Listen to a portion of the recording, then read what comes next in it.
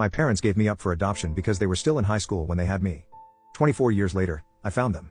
My mom had me when she was just 14, and I, 24M, was given up for adoption.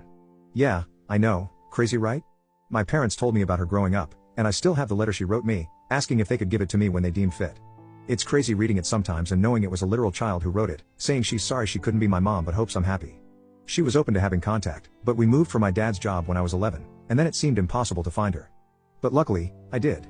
She's working at this small restaurant, and I keep going, but she doesn't know it's me. We talk sometimes, and she seems like a nice lady. Sometimes when she says something like, "Do you want a refill, honey?" or uses another term like that, I want to tell her, and let her know that I'm right here. I don't know why it makes me nervous. We talk sometimes, and she seems really genuine. If it's not super busy, she's more open to talking about random stuff. I literally drive 2 hours to come eat at this place just to see her. And it's like she knows me already because I'm there once or twice a week for the past 3 months, so she always says hi with a big smile. But man, if only she knew. Update 1. Well, I did it. I told her, and yeah, it was pretty heavy. My heart was beating super fast the entire time.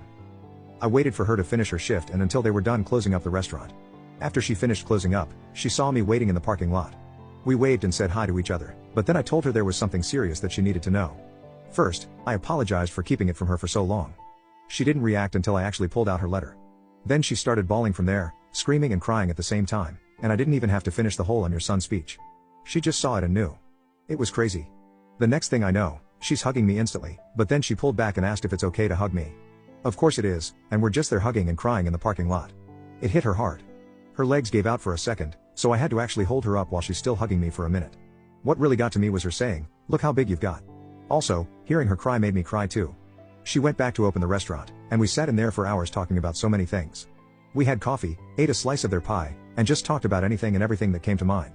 She told me that the second time I came to the restaurant, she got a feeling that I felt really familiar, but for her, it was hard to believe it could be me. So that feeling she had was pushed way down. She told me that for years after I was adopted, she would see kids around my age and used to think they were me. Then she would start crying in public. It really messed with her mind and made her depressed, so she didn't want to do the same when she first started seeing me in the restaurant. She said I looked so much like my biological dad when he was younger. We talked about him too. They stayed in contact with each other, in case I ever reached out to one of them so it would be easier to contact the other. I didn't have any hope about finding my biological dad since he was never mentioned, so I'm glad they both planned for this future scenario. She told me about how they both wanted to keep me, especially my biological dad. He didn't want me to be adopted, but he knew they had to because they were just kids. It took him a long time to get past it after I was born. That's why he didn't leave anything behind, because he didn't want to believe he would ever get to see me again. We talked for hours, until almost 2 in the morning. She wanted to know everything about me, but her main concern was, am I happy? Were my parents good to me? Did I have a happy childhood? And I did. I told her, thank you for helping to give me this life. We both cried again, but she cried the most. Everything was very emotional for her. Sometimes she would look really happy, but then get sad again. After my 18th birthday, she was hoping I would find her, that's why she stayed in the same city. But since I didn't, she always thought maybe I resented her, wasn't told I'm adopted, or maybe had decided it was better not to have her around. It made me feel bad for not telling her sooner. She told me it's not my fault, and I did the right thing by going at my own pace. Honestly, she's so sweet. The way she kept looking at me with the biggest smile made me emotional sometimes. It makes you think, how can someone who's been a total stranger your whole life look at you with so much love? It's wild. We learned so much about each other. She asked me if we could have dinner soon to keep talking, and if, at some point in the future, I'm interested, come over to her house so I can meet her husband. That all sounded really great. We exchanged numbers, and after I left, she sent a text telling me thank you for giving her this gift that she didn't know would ever come. My girlfriend came over, and she hugged me while I cried. I wasn't sad, these were happy tears. Everything went better than I expected. There was still emotionally heavy stuff, but I'm still glad that we got to open up to each other. Update 2. Lots of you asked to let you know how it goes meeting my biological dad, and to say it was emotional is an understatement. To be honest, this was more nerve-wracking for me because I didn't know anything about him. With my bio mom, it was different because I watched her from afar and got to know her a little before it all came out.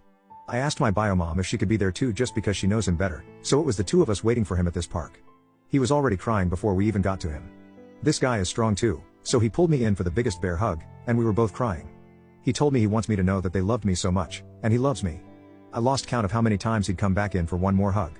This definitely got to him, and he kept saying, "Thank you God," a few times while looking at my face. Hearing him tell me how much they loved me even back then meant so much to me, and not gonna lie, that had me holding him tight too. I'm sure to everyone at the park, it was weird seeing 3 crying people.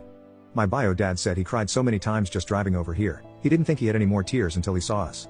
When we were all sitting down, it hit me that my bio mom was not kidding when she said we look alike.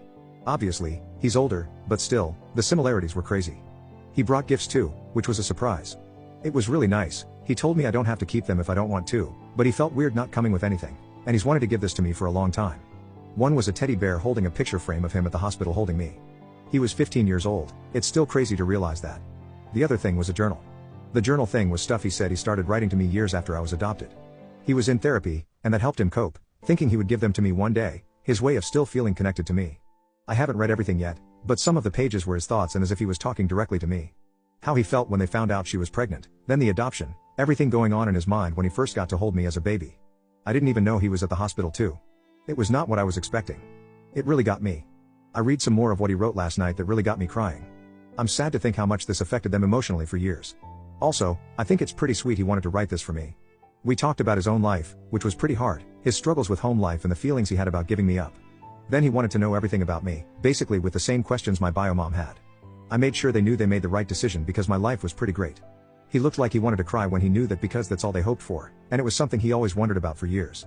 My bio mom left a bit after we were more comfortable so we could talk more in private once it didn't feel too awkward between us. From there he told me stories about how he met my bio mom. Sometimes he'd point out stuff he noticed about me that reminds him of her or me and him having similar likes. My bio dad was really open about sharing everything. Like he really was getting ready for this meeting.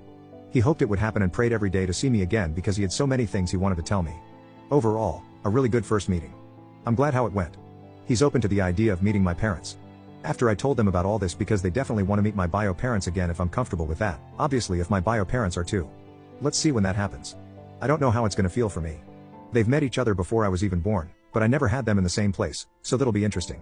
Me and my parents met up yesterday to have breakfast so I could tell them everything. My mom was so happy about how it went. She actually cried too when I was telling them about both their reactions. My dad was proud because he knew how hard it was in the months after finding my bio mom and not really wanting to make contact yet. I'm really happy to have their support because it's hard not to feel guilty about wanting to know more about my bio parents. They gave me a really good life, so for a while, it felt like maybe to them I was showing that it wasn't good enough for me and I'd rather have my bio parents. But they told me many times they want me to do this for myself, and they know how much I love them. And I really do. Finding them and meeting them was hard, but it was so worth it to me. And seeing their reactions made it feel even more worth it. I still can't believe it sometimes.